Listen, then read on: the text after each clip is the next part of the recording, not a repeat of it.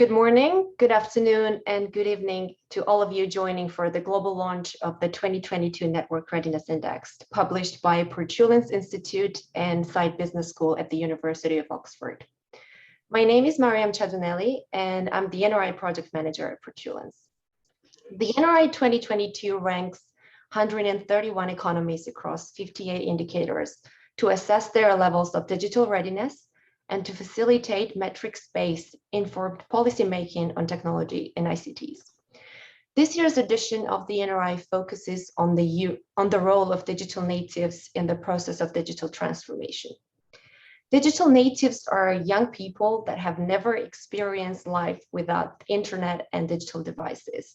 They are active, connected, aware, and driven to create lasting impact. They are here to change the way we work, study, and function as a society.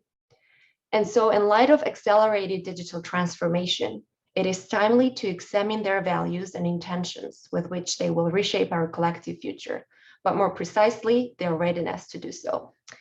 Today's global launch will kick off with the presentation of 2022 rankings and results led by Professor Sumitra Dutta, co-founder and president of Portulans Institute and dean at Side Business School at the University of Oxford.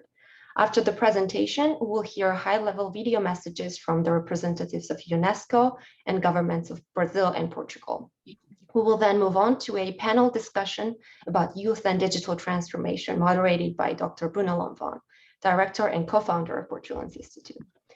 I would like to take this opportunity to thank my team at Portulans for their hard work on the NRI over the past few months. I would like to express my gratitude towards the team at Side Oxford for their support and guidance in the process.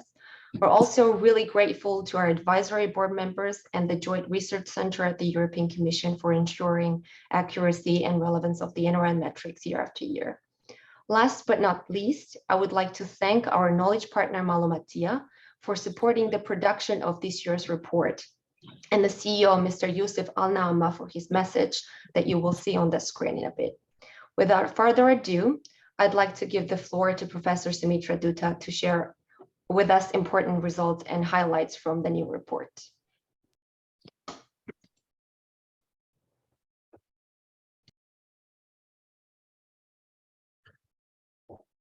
Thank you very much, Mariam. And if I can just have the sharing of screen enabled for me, please.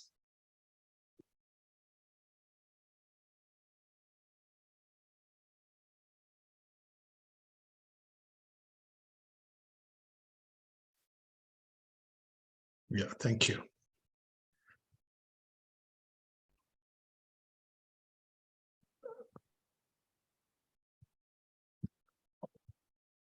So I just want to echo Marianne's welcome. A very good morning, good afternoon, good evening to different time zones where you're joining in from. This is the global launch of the Network Readiness Index, or the NRI, for 2022. And in this launch, we will release some of the rankings of nations about how they're prepared for the digital future. We'll also focus in the subsequent panel on how digital natives are shaping the future that we see today emerging. Now, the presentation has three parts. I'll go through some of the data rather quickly, and I encourage you to look at the report in more detail, which is available on the website of Portulans, also on the website of Network Readiness Index, and you have all the data available out there for free. So the part one is really talking about what is the NRI. Part two of the presentation talks about some of the rankings and key findings. And part three focuses on some key takeaway messages. So what is the NRI? The NRI is something that my colleague and co-creator, Dr. Bruno Lanvin, we both created or helped create this at the World Economic Forum in 2002. And in those days, a lot of discussion was ongoing about how technology would impact development, the competitiveness of countries, and there was no good framework or analytical tool to help gauge that or measure that. So since 2002, the World Economic Forum published it till 2017. And since 2019, Portholan's Institute is publishing the Network Readiness Index. And the NRI has been redesigned a couple of times over the last 20 years, and in effect to make it much more adept and much more aligned with the current issues and trends that we are facing. If you look at the NRI model today, the model is based on a very simple premise, is that our digital futures is essentially being faced or being shaped by the combination of technology and people. People are critical. Technology also is very vital. We have to combine them with the right kind of governance structures to create the right impact. Now, what is important is, of course, for these four pillars or the four dimensions of technology, people, governance, and impact, we have various sub-elements that we consider in the model. The impact, we look at the economy impact, the quality of life impact, and the contribution towards sustainable development goals of the UN. The governance pillar has become much more important in recent years, reflecting the concerns we have around technology. And we have highlighted elements around trust, regulation, and inclusion. On the people dimension, of course, the three important actors, individuals, businesses, and governments. On the technology side, we look at access, the content, and very important, the investments in future technologies. Now, all these different elements are measured by 58 indicators, and we combine all of them to create an overall score for the NRI for a nation. Now, each year we choose a theme, and this year's theme is very much focused on digital natives. And the reason why this is very important is because the world has realized post-COVID-19 pandemic that digital transformation is a priority for us. It's something that affects societal development today and will in fact change the future societies tomorrow. Digitization also is, of course, varied across generations and across different regions of the world. But what is interesting is that digital natives are shaping the new world and in many ways are pointing to the future that we will see. The future of work, for example, how work is getting redesigned in the post-pandemic world, how people will work from different locations, and the whole popularity of gig and flexible work is now essentially being pioneered and shaped by a lot of the digital natives who are in fact using the flexibility provided by technology. In terms of education and skills, there's a growing demand for digital skills. Why? Because the digital technologies itself are changing very dramatically and rapidly, but also formal education needs to account for these kind of skills. In many countries, for example, programming is being introduced as a part of the curriculum at a very early stage in K-12 schooling. And essentially what you see is that digital natives will need a mix of both the digital skills and, very important, the social competences to navigate the digital world of the future. Now, the second part of the presentation is very much focused on the rankings. The rankings, of course, very important because they provide some numerical basis for identifying which nations, which societies are better prepared for their digital future. The top 10 economies in the NRI 2022 are indicated out here in the list. And as you see in the top three, you have the US leading, and interestingly, an Asian country, Singapore, in position number 2, and a European country, Sweden, in position number 3.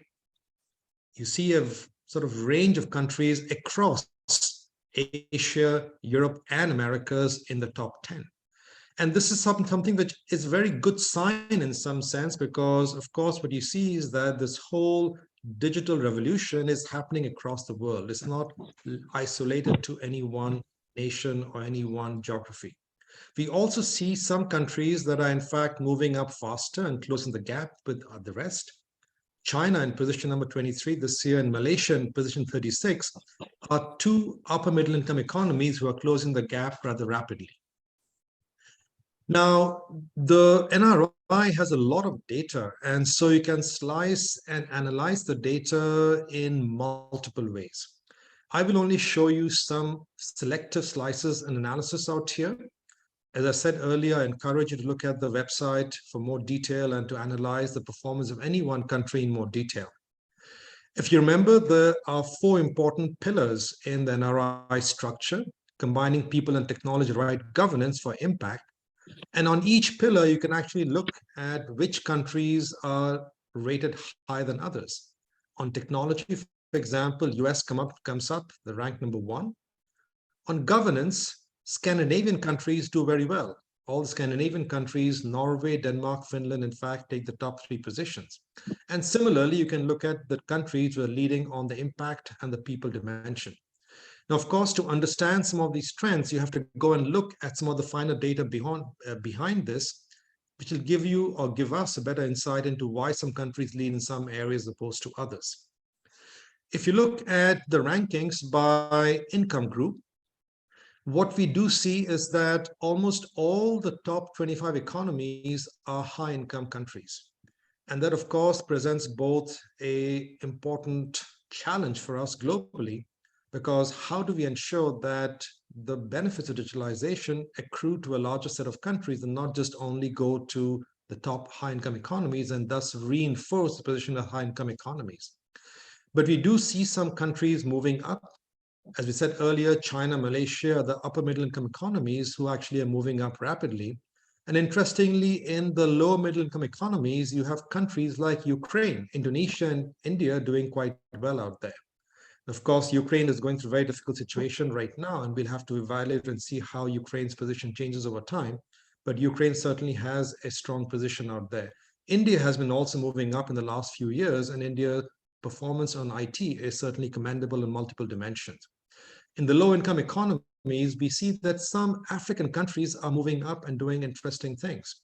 Even though the rankings might be quite low, Rwanda has some very interesting policies in technology and technology adoption that makes it a hotbed of innovation in some areas, like, for example, drone technologies. So you can actually go and look at some of the countries that are doing better than others, and this is interesting from an analytical point of view. You can look at also rankings by region. And in this tables out here, you see which countries lead which regions. Again, they probably reflect some of the findings that we have stated earlier. But again, this is another way of looking at the rankings in some detail. A last set of analytics, and then we move to the main messages, the third part of the presentation, is about how do you compare the score on the Network Readiness Index, which is the vertical axis out here, the NRI score, and how does it position itself along the GDP per capita and PPP terms, which is some indicator of wealth level or income level of a country on the horizontal level. Now here, the black circles are the high income economies. The blue circles are the upper middle income economies. The green circles are the low middle income economies, and the orange circles, the low income economies. So you start seeing that on this regression line, broadly speaking, the richer you are, the higher NRI score. And that is an interesting question about how causation or causality out here plays a role out here. But clearly, the leaders in the space tend to be the high income economies. Now, what is also interesting is that you see some countries that are above the regression lines. So if you, in fact, compare them to other countries at the similar income level, so in the same countries that are in the same vertical line below them, countries like China, the big blue circle on the top, or like India, the big green circle at the top, are in fact showing that these countries are outperforming their neighbors as compared to the NRI performance of the region. Now, if you look at the economies that outperform other economies in the same income category, on all the four pillars, you have three countries out here: China, India, and Rwanda, that outperform in all the four pillars of people, technology, and the governance and impact. Other economies also outperform in some dimensions, and they're listed out there in the list. But essentially, once you have data like this, the NRI provides a very rich data set to analyze the performance of countries on the network readiness and digital readiness. And keep in mind, this kind of a data we have since 2002, and this provides a very rich data set on which to be able to look at longitudinal trends. Now, the last part of the presentation really is around key messages and takeaways.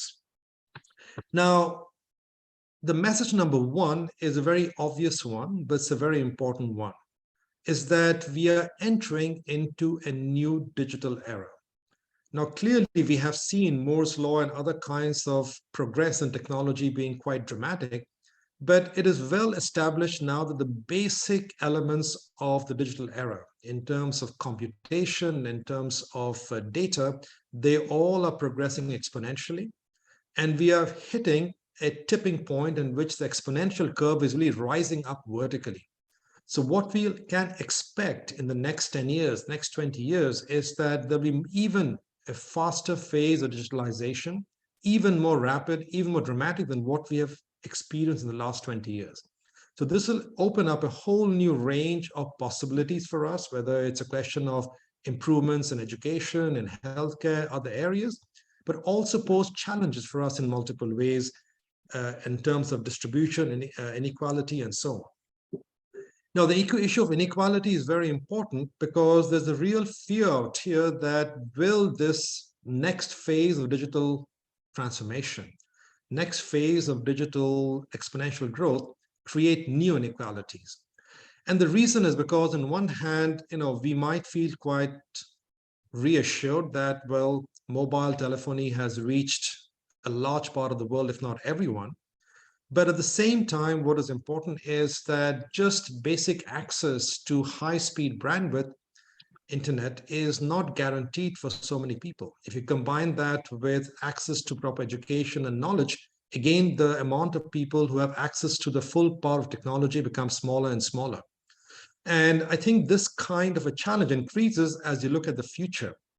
Which economies have the ability and resources to invest in advanced AI technologies? Advanced AI technologies are very expensive to, in fact, create. So will, in fact, digital transformation lead to new inequalities as the abilities to benefit from it remain isolated in a few economies or a few nations? And that's a major concern for us, both across nations and also inside any one nation, because you have differences in between the rural population and the urban population. Typically, the urban populations are more better resourced, have better technology than the rural populations in the country. Message number 3 is that digital transformation is a very powerful force for change, for good, at all levels of income in all economies. And a good case in point, for example, is India. India is a low middle income economy, but India has invested tremendously in the digital infrastructure over the last 10 years. The Indian government has created a whole India stack of programs and APIs that have essentially allowed for a digitalization of the entire economy. In fact, India is showing a third way, different from the American and the Chinese way of digitalizing the economy, a much more bottom-up democratic way of digitalization. India has also, for example, used digital technologies to reduce corruption in the system, make increased transparency, and enable much higher levels of efficiency of government at all levels. So what you start seeing is that while rich countries in Europe and America can certainly do more with more technology, even poor countries can in fact do a lot of good for the citizens with technology. And this is an important message for economy, especially in the low income group and lower middle income groups, who can still keep on investing in technology and benefit from it in the future.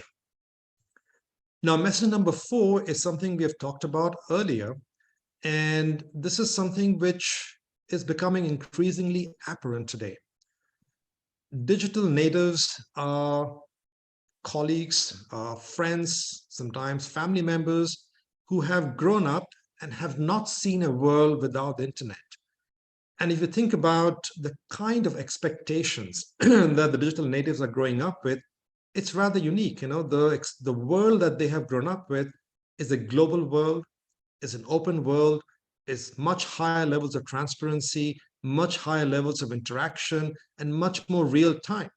Now, these kinds of expectations are changing the behaviors and changing also what they expect from businesses and from governments. Are our governments today able to, in fact, satisfy this changing expectation of digital natives? The digital natives also are putting pressures on businesses. They are behaving and they're adopting new technologies in different ways and at faster rate. And that is actually causing pressures on businesses to innovate in terms of their own products and services.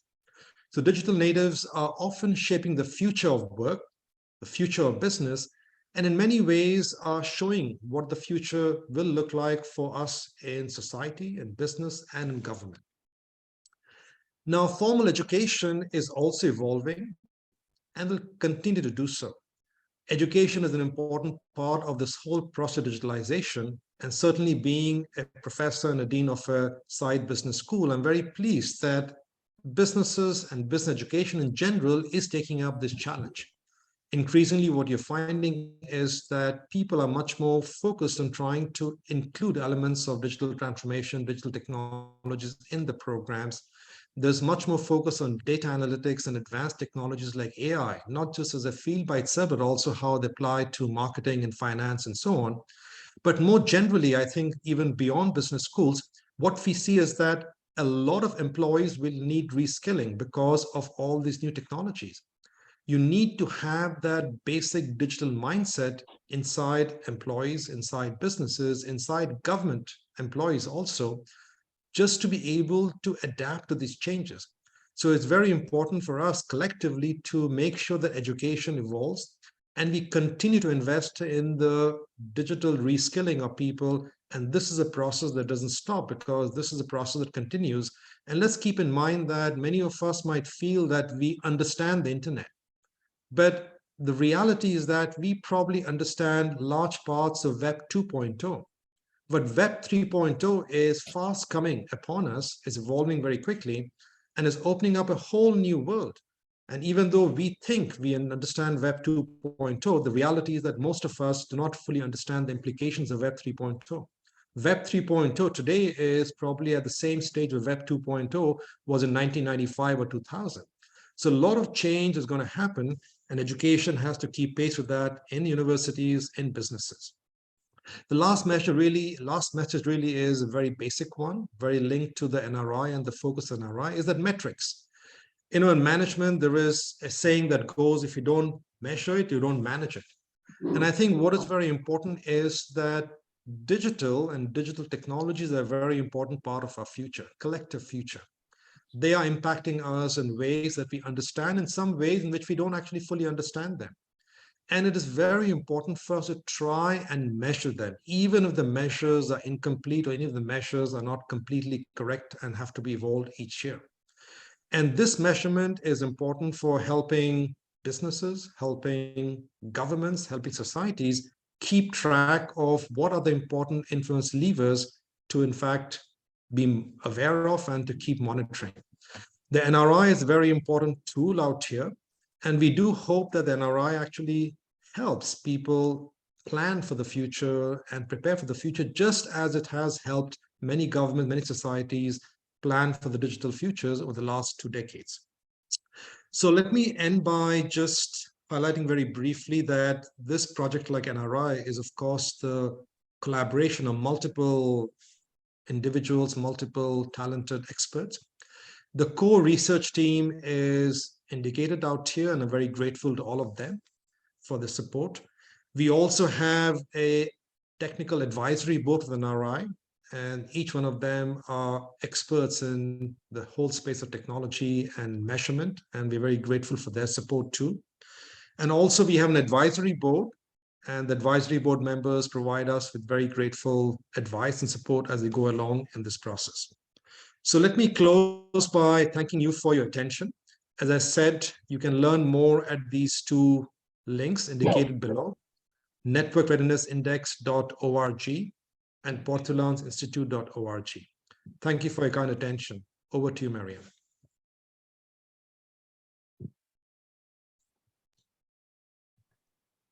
Thank you, Professor Duta, for your presentation. Now I'll hand it over to Dr. Bruno Lambon for the panel discussion and video message. Thank you. Thank you, Mariam. Thank you, Sumitra. Hello, everybody.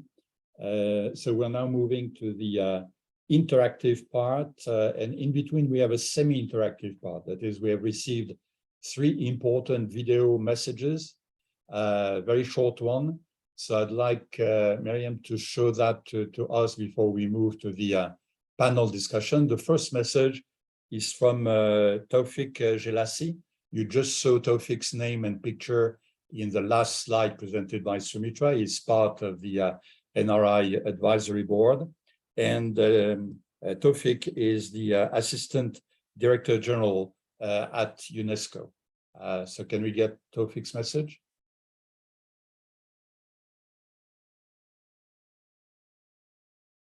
Dean Sumitra Dutta, Professor Bruno Lanvin, distinguished participants. I'm very pleased to welcome you to today's launch of the 2022 edition of the Network Readiness Index. This fourth edition of the NRI draws our attention to how and why digital natives will shape the world. It aims to examine the role of young people in the digital transformation process. Over the last 2 decades, the NRI has established itself as one of the world's most comprehensive assessments of digital readiness. It has applied a methodological framework that identifies the elements allowing national economies to fully benefit from ICT advances.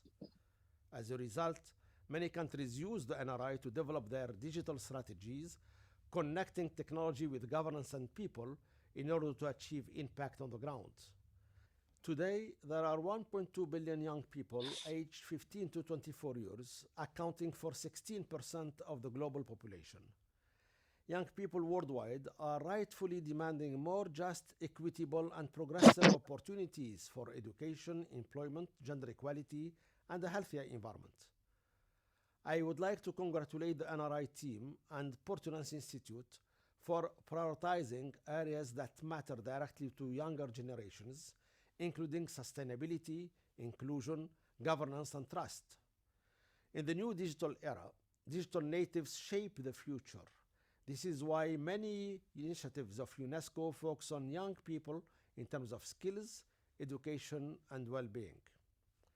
As many of our children, the digital natives spend much time on their screens, navigating websites, searching for information, and communicating via social networks. UNESCO helps empower them with media and information literacy. This enables digital natives to participate more wisely in the digital world as users and creators by enhancing their ability to think critically. Every year, during the last week of October, UNESCO delivers its Global Media and Information Literacy Week. It is an annual occasion to review and celebrate the progress made in this area of work. In 2025, each connected person will be expected to take part in one data interaction every 18 seconds. The datafication of our lives poses challenges to our basic human rights, such as privacy, discrimination, and freedom of expression online. UNESCO course on defending human rights in the age of artificial intelligence is educating youth across the globe on the human rights challenges of the digital age. But what about today's leaders? They are not always so young and so digitally literate. What can they do to help young people lead the way in the digital age? It is important for leaders and policymakers to create an environment that supports just and equitable digital transformation in their societies. UNESCO strengthens capacities of policymakers with our competency framework on AI and digital transformation for civil servants. This framework supports civil servants address the challenges underlined in the NRI 2022, from data governance to bringing cultural shifts in governments that would lead to more experimentation and agile policymaking. This year alone, UNESCO has trained over 4,000 judicial operators from 140 countries on how artificial intelligence can help administration of justice and the problems it presents for human rights. Going forward, we need digital natives and policymakers to work together to ensure that policies today take into account the needs of the future generation. I invite you to read the 2022 NRI report as an excellent source of evidence to inform digital transformation processes. Thank you for your attention.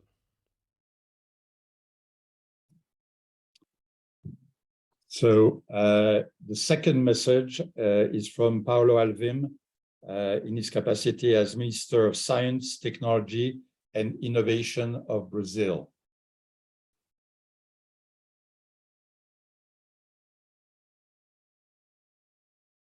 First, it's a pleasure to be part of 2022 Network Readiness Index launch ceremony, and we thank the Portland Institute for the invitation. We're very happy to receive the results from the 2022 edition of the index and see that our achievements are bearing fruits. Brazil considers digital transformation an essential aspect for its economic and social development. The update of the Brazilian strategy of digital transformation for the next 4 years, which will be released soon, reflects our effort to improve our global position. We've been able to address many initiatives under the Brazilian Strategy of Artificial Intelligence and the National Plan of Internet of Things, with improvement in education, workforce and training, research, development and innovation, resulting in the increasing applications of digital technology in the public and private areas. Besides, Brazil has become a benchmark in the area of digital government, being considered a GovTech leader in a recent study of the World Bank. We're firm believers in the need for dissemination of information and communication technology to raise our productivity levels to higher standards, considering all capabilities needs for the work of the future. You also highlight our entrepreneurial effort to use digital technologies to shape a better world.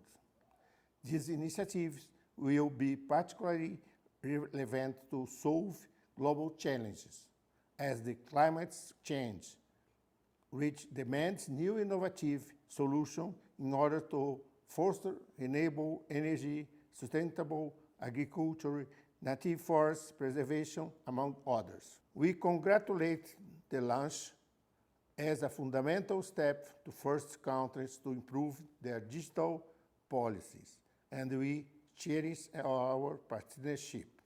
Thank you for your attention, and we look forward to deepening the joint collaboration in the future. Ministério da Ciência, Tecnologia e Inovações. Governo Federal. Pátria Amada Brasil.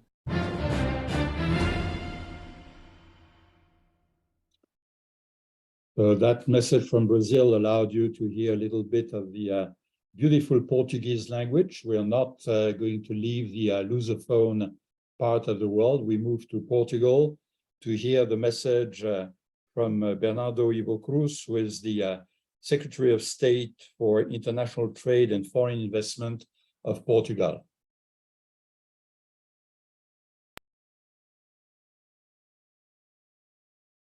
Thank you for the invitation to take part in the Network Readiness Index 2022 at the University of Oxford.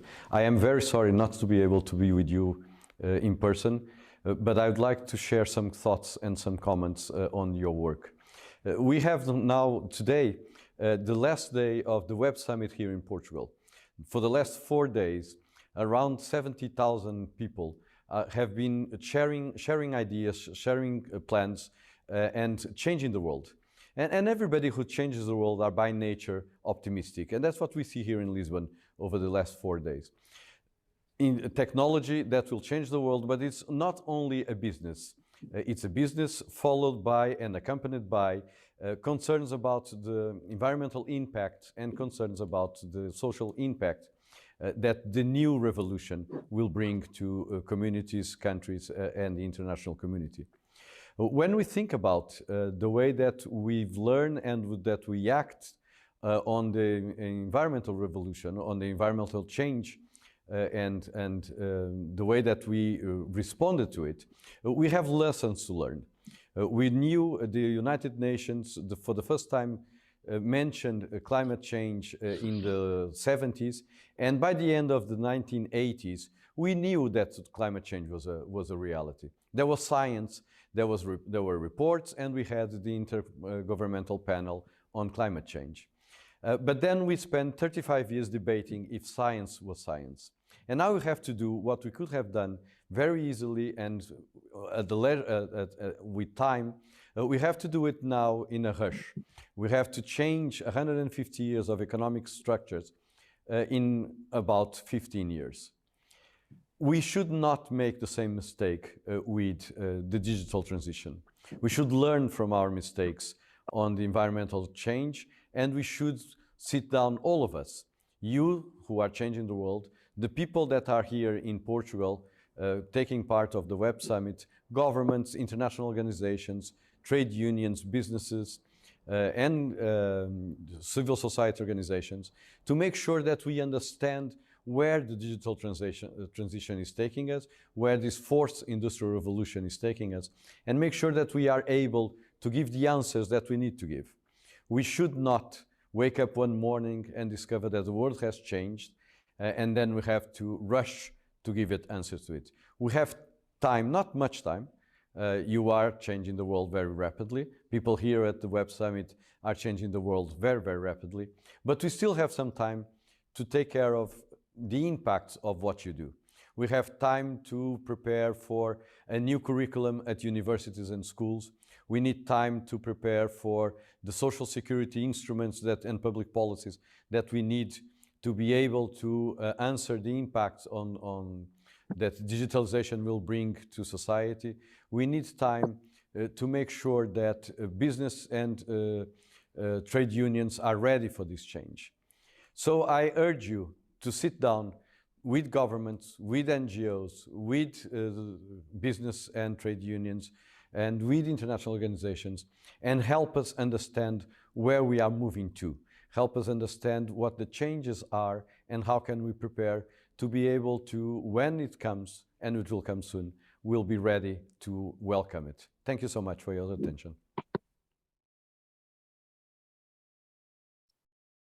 So we're very grateful to Tawfiq Jelassi, Paolo Alvim, and Bernardo Ivo Cruz for these three energizing messages.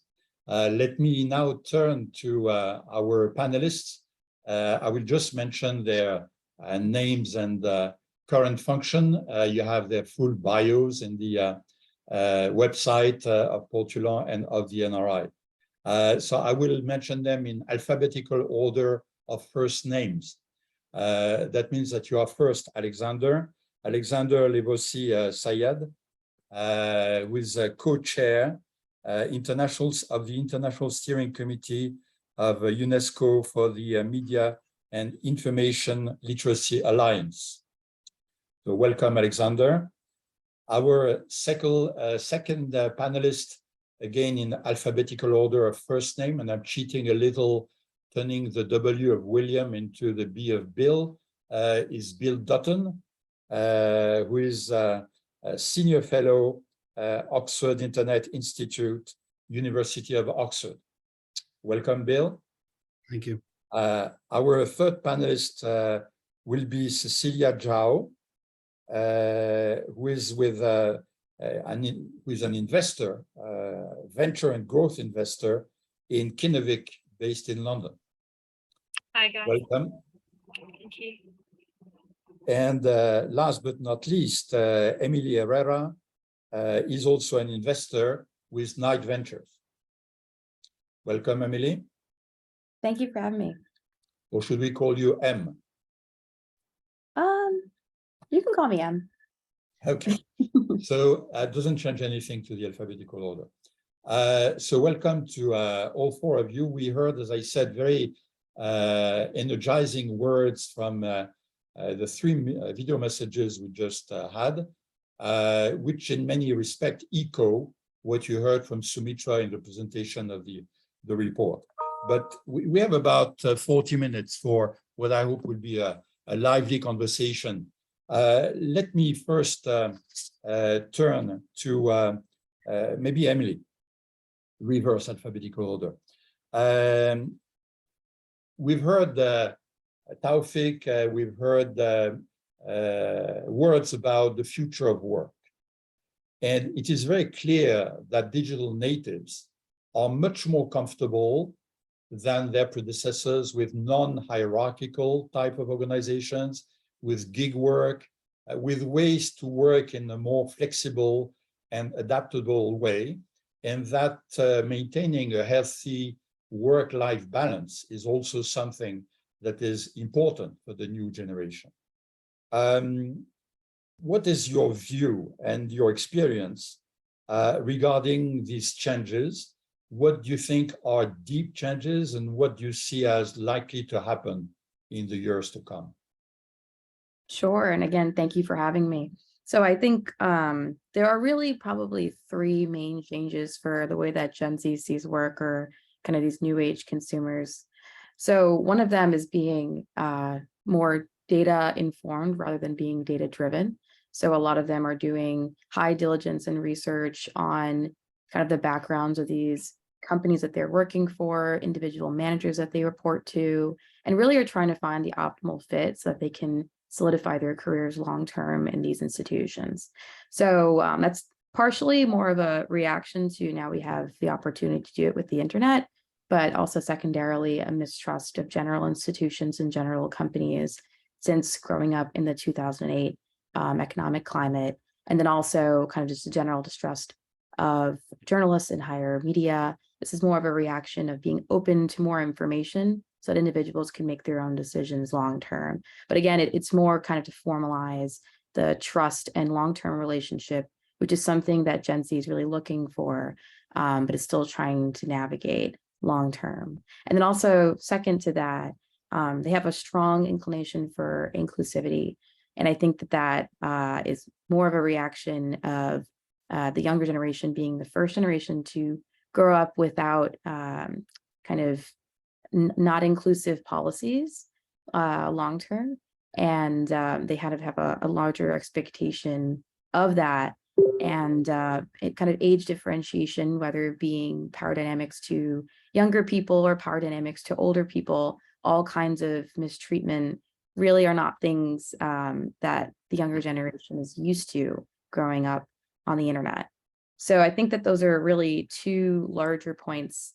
Also some other kind of points to bring up is that they are around 50% of Gen Z are not self-identifying as traditional, like non-Hispanic white.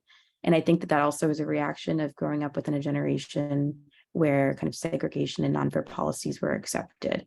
And then kind of the last one is a stronger emphasis on identity, which kind of falls back into a point of inclusion. A lot of these individuals are growing up having to over-index and over-identify themselves at a younger age than ever before. I think that that's only going to be a trend that's going to become larger with the younger generation, because a lot of them have digital footprint before they even understand how the internet works. We're seeing a larger trend in parents themselves kind of aligning their children or younger individuals to have digital footprint, to have outward alliances, and having following communities and political affiliations before they really have a larger understanding of their own identity. That has yet to be kind of studied on what's the appropriate age to do that. But growing up, having to over-identify has both a larger kind of emphasis on self and on general identity, but also a higher expectation in the workplace for those things to be accepted.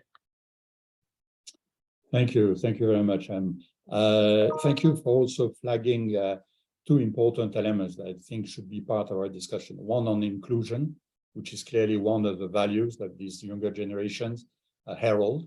Another one about flagging the phrase long-term, because as Minister Ivo Cruz mentioned in his message, an issue with digital transformation is speed. Everything is faster than what we've seen happening over previous decades. And very often speed is considered as contrary to long-term. The innuendo there being that if you're fast, you don't have time to think long-term. And thank you for telling us the opposite, that indeed digital natives have a long-term view. They know how they want to change the world, and clearly speed does not always help, but it's not incompatible. Let me piggyback on that idea, turning now to Cecilia. If we accept the premise that indeed the younger generation is faster, they do things more quickly, more rapidly, is our education system coping with that? In my generation, the examples that were often quoted were those of Steve Jobs, Bill Gates, or Elon Musk, all dropouts. At some point, they gave up on the formal education system before the formal education system gave up on them. What is your feeling as an investor, as an entrepreneur? Is the formal education system up to the task, and how do you see the future? It's a broad question, and I think it really varies in terms of geography, in terms of time. It certainly, so I graduated 2 years ago, and it certainly was not the case for me being a student in the UK. And I think it's largely rooted in two aspects. One is the history of the local startup ecosystem, and two is the values, the mindsets of the academics. So I attended Oxford, where my tutors ranked academia above everything. And so there was no space for career development, and never mind trying to bootstrap a company in my college room. And societies were very much kind of focused on professional jobs. So think law, banking, and consultancy. Whereas if we turn into Sweden, which is one of the most developed startup ecosystem and ranked pretty high in terms of digital native readiness in Europe, they have a degree of a subject in high school that is dedicated to entrepreneurship, where students can build a company for a year, and they've been given the time, the capacity, they've been subscribing value to entrepreneurship and providing them with real opportunities to explore what it's like to be an entrepreneur. And so obviously that is going to shape their future in terms of what they choose to do once they attend university. So that is deeply related to the kind of values that's being subscribed by academics. And then to the point of how it's being related to culture and history. So take China, for example. 20 years ago, there were land grab opportunities everywhere. And so anyone who were entrepreneurial minded, dedicated, had a pretty good chance of succeeding. And so growing up with your parents being entrepreneurs, obviously it will reflect on how you think about your path, but also impact the wider education support system. Whereas in the UK, I found that most of my friends, peers, their family come from professional jobs. And so you're naturally more inclined in seeking lower risk, but higher kind of reward jobs. We are seeing more of this trend starting to reverse, or you should say there's a emergence of more kind of VC startup societies in the UK now. And I think, again, that's to do with, the digital enable us to be more connected and more global minded and less impacted by your locality with what your family and close friends have been doing. But in general, I do think that education system can do more to support. And in specific, that means give them the time, the capacity to explore what it's like to build a company, subscribe value, give them credit for having an entrepreneurial mind, and actually provide them with a space to meet like-minded people so they can find their future mentors or future co-founders in this space. Thank you. Just to piggyback since you've been living in different parts of the world, do you see differences between, let's say, Europe, the US, China in that respect? Yeah, absolutely. And I think that directly links to my second point in terms of the history and where your immediate family in terms of their kind of career background. So definitely, and I do think that with more global capital, US VC firms opening offices, having a stronger presence in the places like the UK, you are starting to see like more societies popping up in UK universities that are supporting kind of internship in startups. So time, space, geography all matters. It's just the same as how the capital flows around our economy. Okay, thank you very much, Cecilia. Turning now to Bill Dutton. Bill, you've been doing research lately on working from home, new working habits, flexibility, etc. What have been the key results of that research? What did you see on the side of, let's say, productivity or collaboration, the way organizations get their collaborators to work together? What are the key trends you see? What do you think will disappear as a fad disappears, and what is there to stay?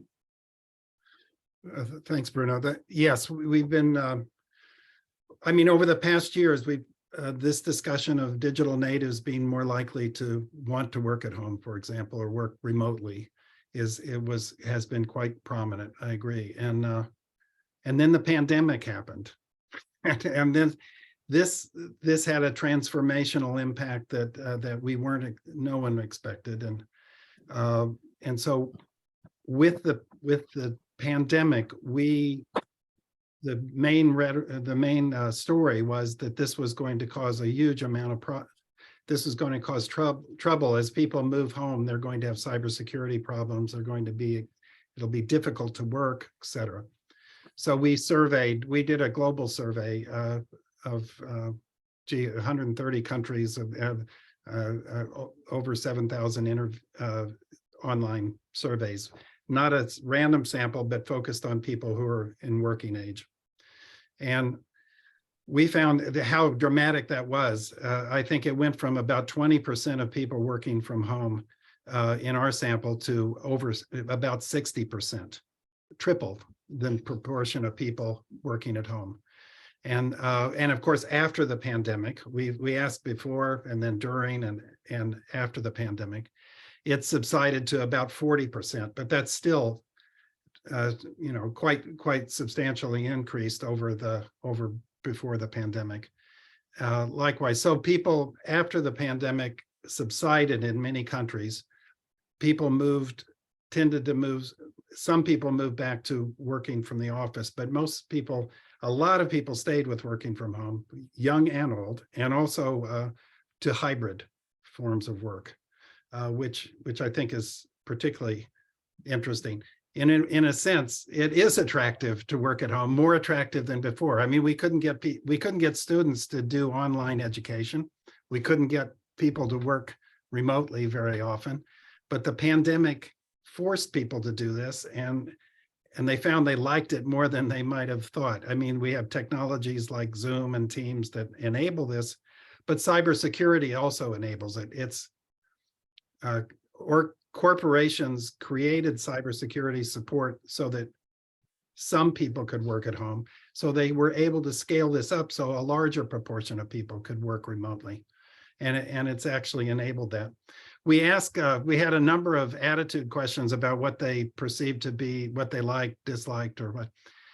One of the most surprising findings I saw was that the biggest impact of working from home is people felt they were more productive. And however, the flip side, and this relates to your collaboration point, is that they also thought they were disconnected, and that they had more distractions and they had more disconnection and than from their workplace, which also so there was a cost benefit of working from home, which may explain the popularity of hybrid working. Hybrid working is still not as common yet as working from home, but it certainly has gained in the last post-pandemic. So now we have like working from home, hybrid working in the office. That's back up. That's about it was about 50% before the pandemic, and now it's closer to 40%. We're moving back to the office. But in contrast, there is a lot of variation. For example, surprisingly, a lot of young people want to go back in the office, especially if they're a new hire, because they feel like, what is this organization? And I want them to know me, who I am, and I want to be able to be recognized in this organization. And so some of the younger people are the first ones that want to go back into the office. They don't want to stay home in their dorm or in their apartment before work. So I think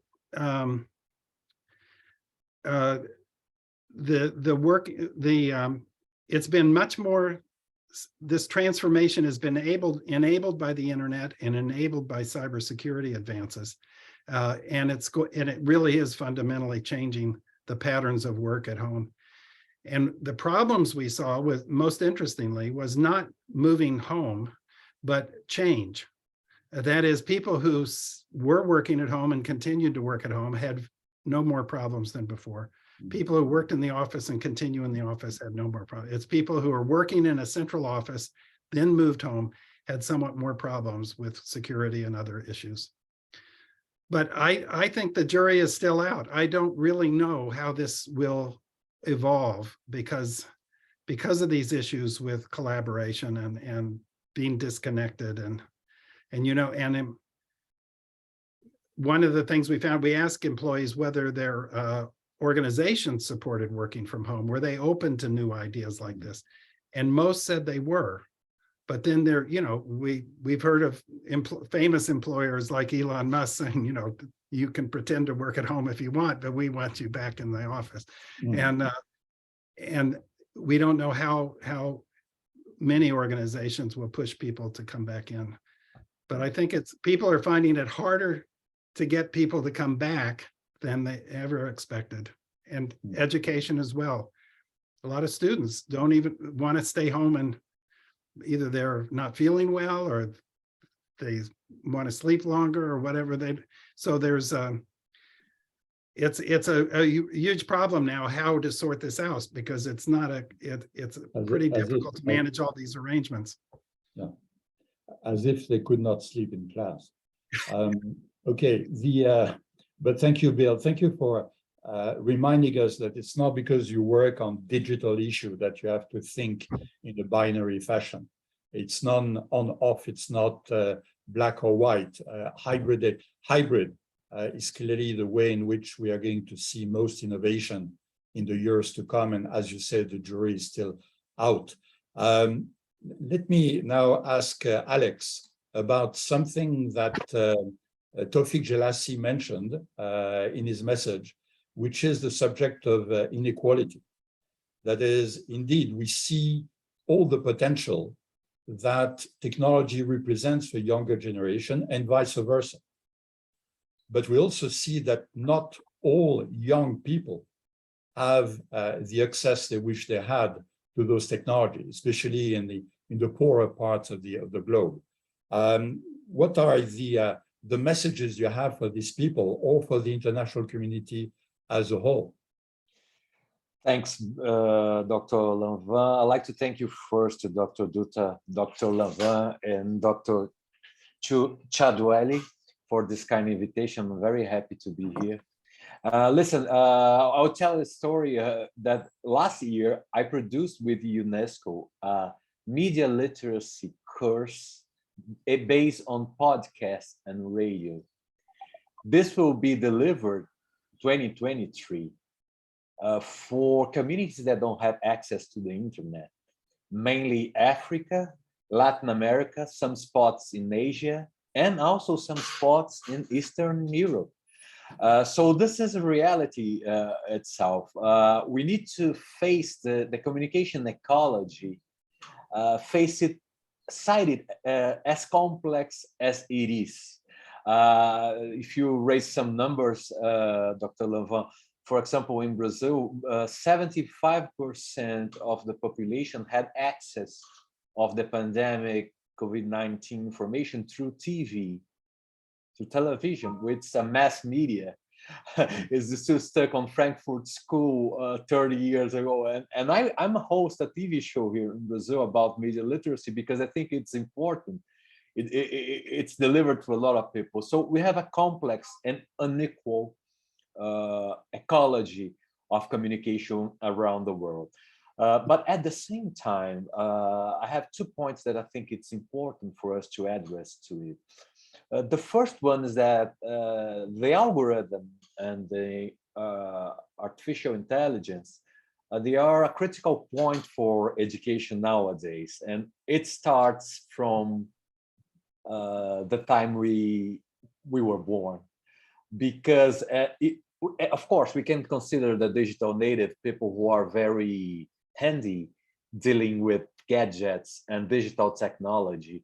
But at the same time, ethics and awareness is something that you acquire during your lifelong period. You need to develop with your family, within the school curriculum, within the life. So what we miss, and this is what UNESCO called media and information literacy, is that we need to develop the ethical response for that and the awareness for that as well, which means that we need to deal with digital technology for democratic purpose as producers and consumers that we are, and for the work field as well that have been said by my colleagues here. So in this sense, algorithms, of course, I'll not talk about radio and TV, which I think is important, but digital algorithms, AI, digital technology is a critical point for digital literacy. Algorithms, AI impose us a new mediation for the world. Are we ready for that? Are we ready for dealing with the private issues that brings to our privacy, our data, for example? So this is one thing that is really unequal as well within the curricula all around the world. But the second point, what I think is very important, we are talking about mainly here graduation, universities, post-graduation, but also, of course, high school. It's very close when we look to the field of labor. But this kind of education for digital or for media literacy or media education doesn't depend the epistemology we are talking here. It's a lifelong learning process. We need to consider, because of the velocity, how fast it is. You just mentioned that, Mr. Lanvin. We need to believe that we need to learn from the cradle to the grave. And this is one thing that the European Commission are addressing in the proposal of digital literacy, that we need to learn from. And it not only one thing that it concerns to the school itself, the curriculum, or the university, but it concerns to the media itself.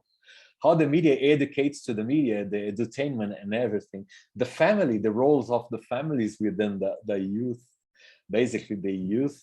And also the cities and other learning institutions like libraries, museums, archives, and this kind of thing that we use hybrid online, and we use it digitally as well. So this is our challenge, that we need to address what we call media literacy in a very unequal situation, basically talking about infrastructure and access. I will just give you a number, which is very interesting. In Brazil, for instance, we have 2 mobile phones per person, per citizen. But at the same time, we have only 40% of the entire public schools connected on fast internet, which means that 60% of the entire educational community is out of internet fast community. So during the pandemic, makes a very difficult curve to understand in the graphics. We have a World Economic, the World Bank made a research here with UNESCO, with the Latin American countries, how they develop, how they performance during the educational, within the education field during the pandemic times, and shows that Uruguay, due to the very connected and the plans that they have, the public policy that they have, they went really well.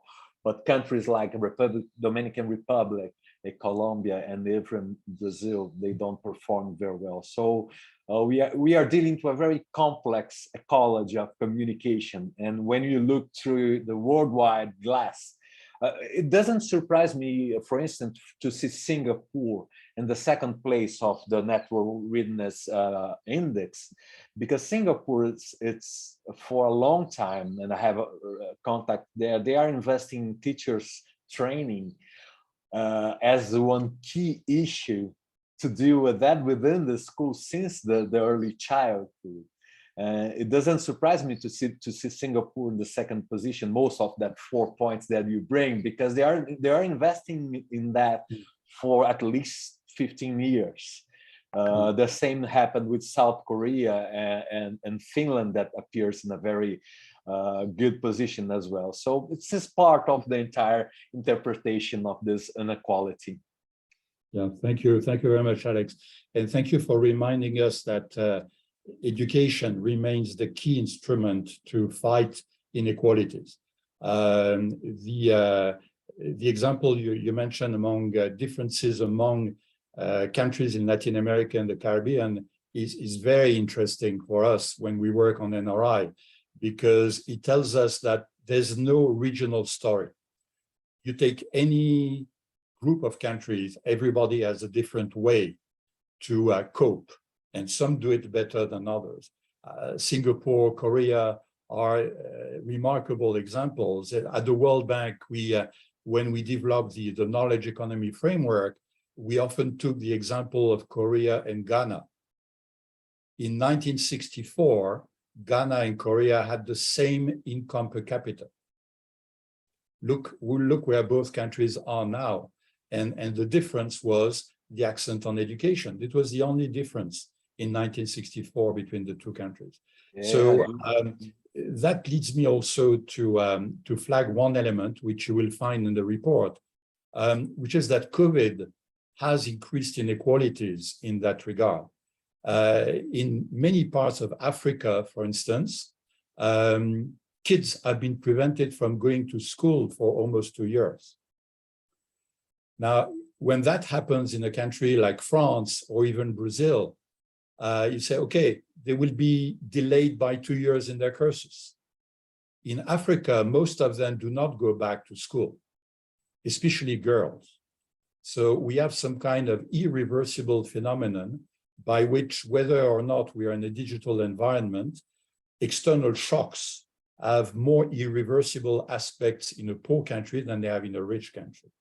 But since I mentioned girls and education as a ways to fight inequalities, let me turn back maybe to Cecilia. As a successful female entrepreneur, we often read that the digital world is less egalitarian in terms of gender than other parts of the economy.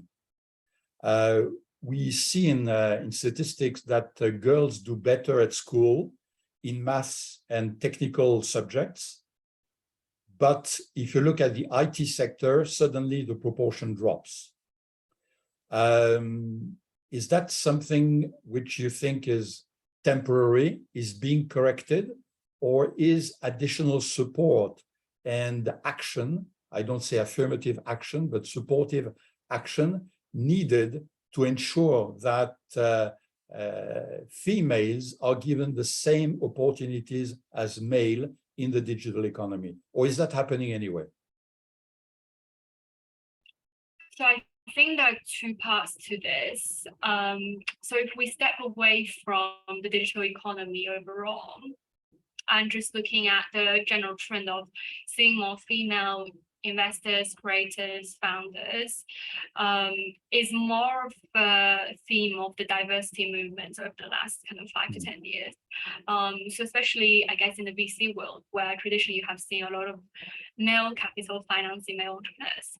And now you are starting to see a fairer representation, a lot more louder voices, talking about how we should have more of an equal representation. And so that is the broadest theme, whichever economy you're operating in, whether that's empowering more women going to STEM, empowering more women being entrepreneurs. So that is the kind of underarching theme. And I've heard arguments about how people talk about within a digital economy, you're able to kind of do more with less, and especially with flexible working, where it's possible to kind of reduce your wasteful time, and especially for women, you can better balance your work and kind of life responsibilities. So whilst that's really interesting, I don't think that's quite enough to really push for more representation from all genders. And I definitely think there are the pieces where societies can do a lot more to support this movement. So as a growth equity investor, I think there are certain things that we do good at and can be better at, which is one of the things that actually we do is we embed diversity and inclusion as an important kind of metric when doing due diligence, looking at investment opportunities, looking at teams that's underpinning these companies. And the important thing is to hold your investment team and also the portfolio companies accountable. So during an initial investment period, where a company could be still very small in scale, especially they're in hard tech in industries where the existing talent is very much more indexed to kind of male cohorts, right? But as they scale up, they should be making more progresses towards ESG, towards representation. And it's more important that the people who are the decision makers, both behind the capital as investors, but also as kind of C-suite leaders, they have the right tone, they have the right attitude towards providing a more diverse and inclusive environment.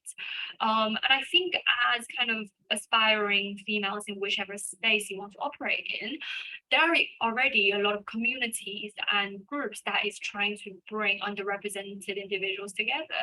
And I definitely see a huge point in trying to be part of that group, be active, and to really thrive in these platforms that other people are providing you. So yes, we are seeing a lot more representation of people coming from kind of diverse background in more diverse line of works, but there's certainly a lot more we can do.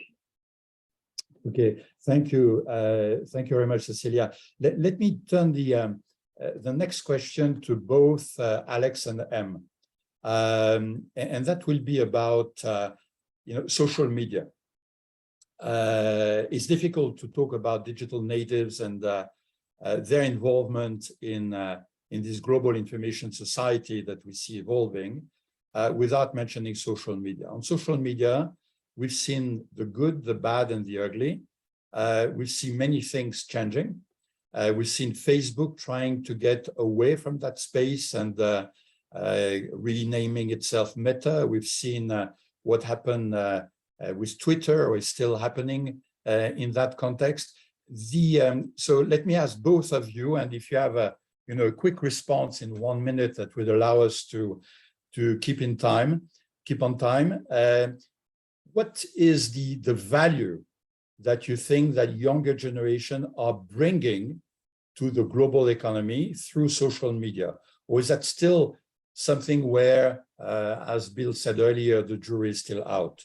So maybe starting with Em. Sure. Yeah, so I think kind of the first thing to accept here is a lot of these social networks are fighting for kind of the modern commodities, which are attention, trust, and data. So a lot of them are trying different structures to kind of understand those power dynamics differently. But I think kind of the major point for me is that 70% of Gen Z wants to become a central point of influence on one of these social networks, or what we now modernly call as a creator. And I think kind of the matter of fact is that a lot of full-time creators, at least in the US, aren't really kind of having the same distribution of wealth that's expected for a lot of these younger people going into these careers. An example being kind of on the larger end of income, it's around $44,000 for a full-time creator who's signed for a management company.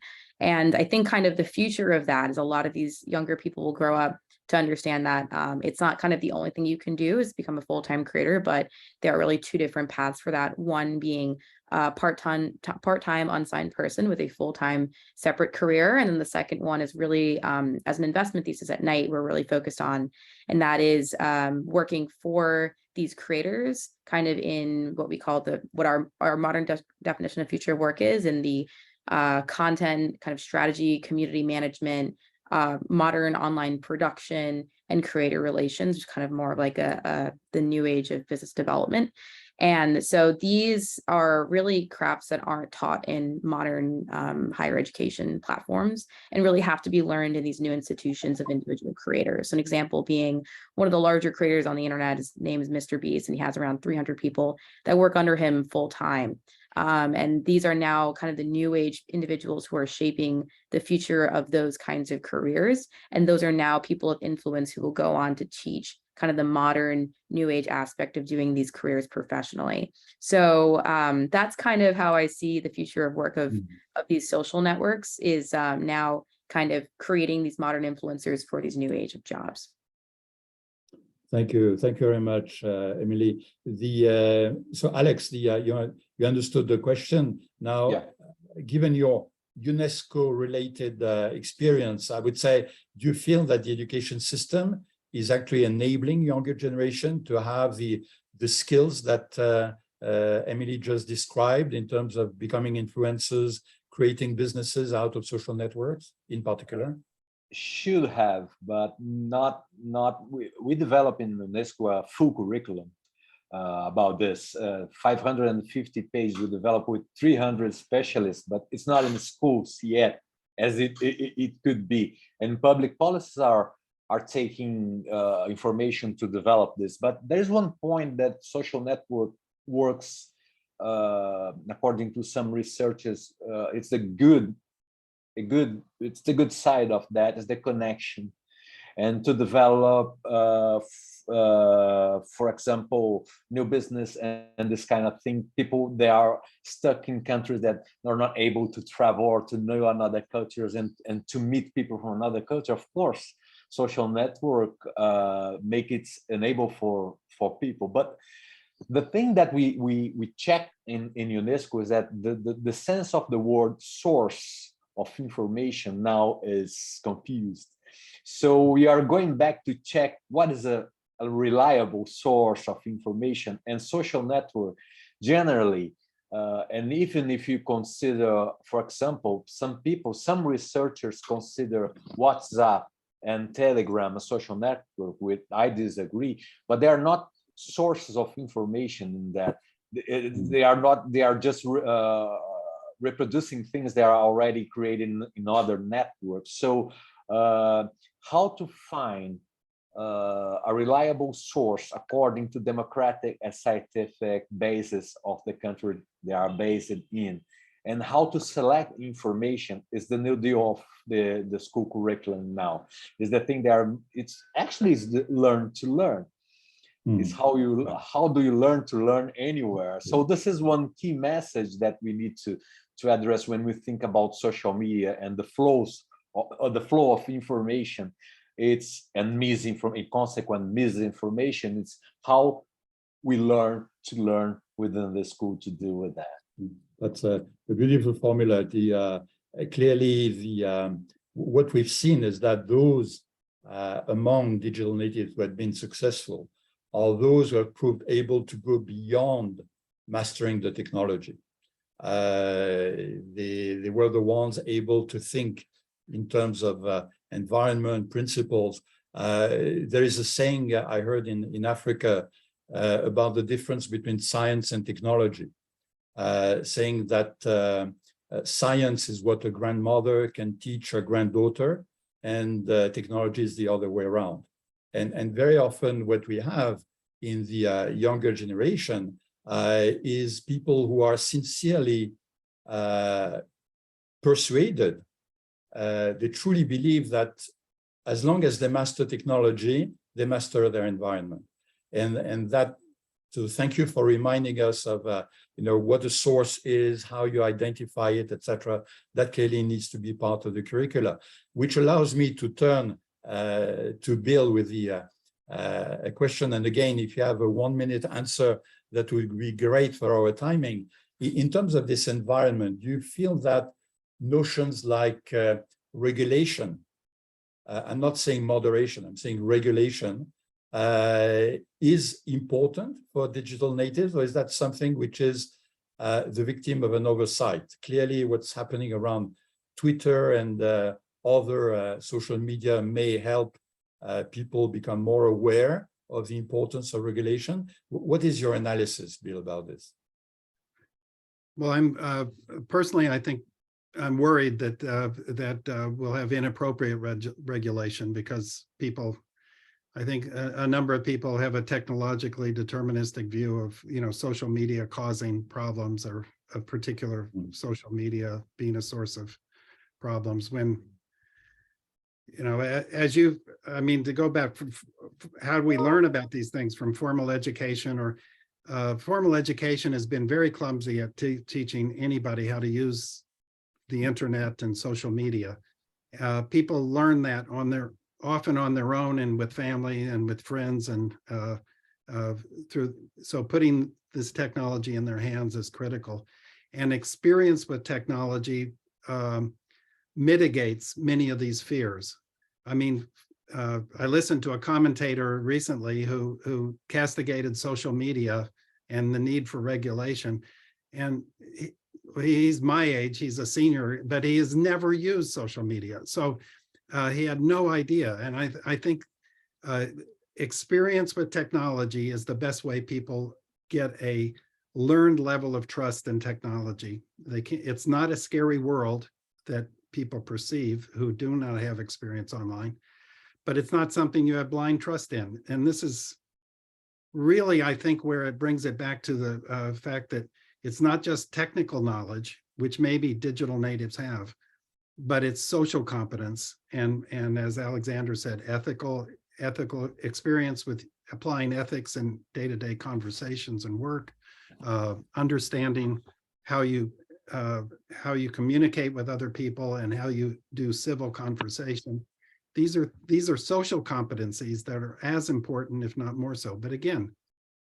But really, individuals now have in their hands the technology which they can fact check themselves. They can fact check journalists, and they can fact check us, and they can through social media and search and other tools. They've never ever had this kind of capability before, and so I think it's worrisome that regulation may absolutely cut us off at the knees in this area. Thank you, Bill. We're reaching the end of this conversation, which I personally enjoyed very much. Before I close and I try to summarize what I heard, if you wanted this audience to leave with just one word, maybe one sentence at the end of this conversation, what would that word or sentence be? So let me go back to reverse alphabetical order and maybe start with Emily. I would say there is opportunity in modern influence. Opportunity would be key. Hello? Oh, we lost Emily. We got the word. Alex, what about you? Yeah, I think about partnership or coalition. We need a systemic view of the whole system to understand mainly public policies.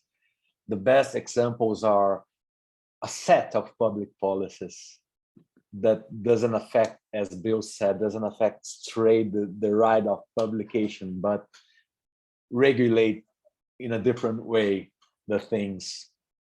So coalition or collaboration. Okay. Cecilia, what's your word? Autonomy. I think just like the digital that enables us to do more with less, young people can also be unleashing more of their potential if we were given autonomy at the right platform. So as digital natives, as Gen Zs, we really appreciate autonomy, really value it, and can be our better self as a result of it. Great, thank you. And other energizing word. And Bill, for a final word. I would say diversity. I think because there may be relationships with age and various aspects of internet use, but at every age group, it's very diverse. You'll find young people who have no idea how to use the internet, and don't like it or don't want to get off social media. So do not carry stereotypes around age or anything else and you got to get to know the person and understand what their skills and capabilities and attitudes are. Great. So we heard some very enthusing words, collaboration, autonomy, inclusion, diversity. All this clearly are part of the digital native equation. That's what the data tells us. This is what we heard from our panel. I was very interested in this conversation in the various wordings that were used, including by Soumitra in his initial presentation, about reasons why we might worry. And not fully understanding something is a source of worry, but much more worrisome is handling something that you believe you understand when you're missing some important parts. So this is where the collaborative, inclusive approach comes in. We all have to learn from each other. We all have to learn from people who are using digital technologies in the poorest countries on earth. As when electricity supply is sometime on, sometime off, as opposed to more sophisticated, high-speed servers, which are accessible in other parts of the world. So this idea of knowing what we don't know is clearly one important equation in making the best of digital transformation. That's for the worrisome part, but I was personally very positively impressed by the other messages we heard from our panelists. I would include that State Secretary Ivo Cruz from Portugal, when he mentioned that those who change the world are by definition optimistic. I'm always struck when I see these polls from around the world with one simple question, which is, do you think that tomorrow will be better than today? Very simple question. And when you ask that question to people between 15 and 25-year-old, you get a big yes in China, in most of Africa. Yes, tomorrow will be better than today. If you go to North America, and even worse, if you go to Western Europe, especially to my own country, France, the no becomes 75 or 80%. How come that those who have less are more optimistic than those who have more? I think this is something about which we still have to learn. This is something on which clearly the values of collaboration, inclusion, working together, creating together will help us transform the world into a better place. So I'm personally very impressed and very excited by what I heard. The divides exist. There are divides between rich and poor. There are divides between those who have access and those who don't have access. We still have many gender divides. All of those are not irreversible. They deserve our energy. They deserve our imagination. They deserve our innovation. But again, from what I heard today, I leave very energized by this discussion and want to do more and listen more. As somebody said, human beings were created with one mouth and two ears, indicating that we should be listening twice as much as we speak. So I will stop here and continue listening. Thank you all. And I now turn back to Raphael. Thank you so much, Bruno, and thank you, everyone. So I want to start by thanking everyone that could join us today, our panelists, Alexandra, William, Cecilia, and Emily. Of course, our video speakers, Mr. Jalasi, Secretary Ivo Cruz, and Minister Alvin. Also, of course, our leadership, Bruno, Soumitra, Gianna, and our core team, Mariam, Sylvie, Avila, and Jessica. In particular, I want to thank also Malo Matia, who became this year from Qatar, our knowledge partner. Now, after hearing all of these fantastic ideas, I think, and as the closure that I've done for the last year, and for the last year, I think my part is more philosophical than practical. But I think that this is the approach I have to give to the disclosure. So let me start with a story.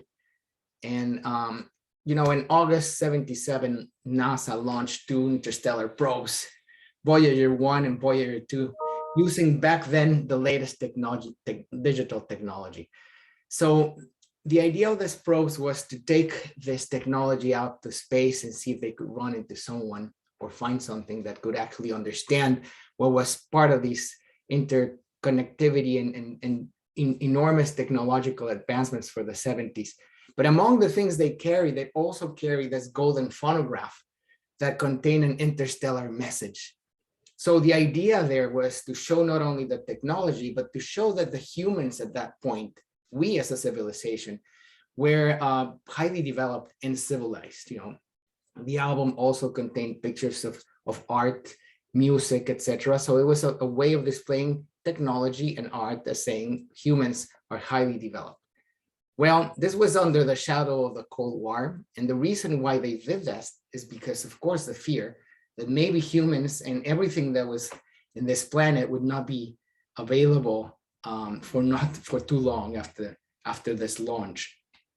Well, today the population broke to 8 billion in the planet. So we are way beyond that point of fear where no human would be ever around in this universe. With China, India, and the US condensing the highest concentrations of people. So we're very far from that fear inflicted by that conflict. So we all knock on wood. Now, the rate of population is also decreasing. So Malthus was partially correct, but not fully wrong. So in the end, today, what we've heard is that digital natives are nearly 20% of this population. And in the next 25 years, this fraction will probably increase to half. So that is more or probably 4 billion people. So this means that today, although we may feel overwhelmed by the speed, the volume, and the reach of this digital transformation, I can tell you with 100% certainty that the advancement of technology and the digital derivatives and the implications that this will have in the next 50 years will probably be much more intimidating for the young generations of that age. So building on the learnings of today and from those deriving from this year's NRI, we are trying to help and build some of the foundations of this global digital transformation. We heard this from all the people that spoke today. So we do still have the time also to mix the perspectives and the experience of those non-digital natives who have seen one or two things, including technological and social shocks that changed the world in the past. So with this, I just leave this as a little bit of thought. And I thank you again, everyone, for being here. I believe we're doing something very good, not only for the research group that explores digital technology, but I think globally we're doing something very important. So thank you again, everyone, for joining. And I hope you can visit us in the networkreadinessindex.org website and learn a little bit more about us, Porto Lens Institute. And you're always welcome to reach us out whenever you have a question. So thank you so much. With this, I close the session. Thank you, everyone, again.